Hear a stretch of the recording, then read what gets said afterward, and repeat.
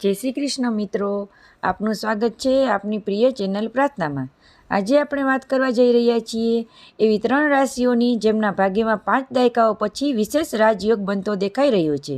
આ ખાસ યોગથી તેમના જીવનમાં મોટો ફેરફાર આવી શકે છે। તો ચાલો જાણીએ કોની કોની રાશિ છે અને તેને શું લાભ મળવાનો છે।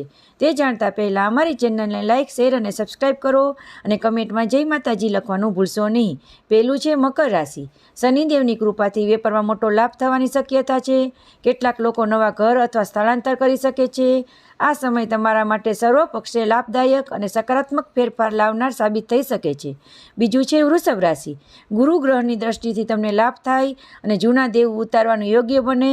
રોકાયેલા કામો આગળ વધશે અને મનમાં સંતોષ આવશે। ત્રીજું છે કન્યા રાશિ। કન્યા રાશિવાળા મિત્રો માટે નોકરીનું પ્રમોશન અથવા નવા ઓફર મળવાનો યોગ છે અને ઘણા સમયથી અટકેલા કાર્યો પૂર્ણ થવામાં ચાન્સ છે। શું તમારી રાશિ આમાંથી છે? તો જરૂર જણાવજો અને તમારે કોઈ પણ રાશિ વિશે જાણવું હોય તો કમેન્ટ કરીને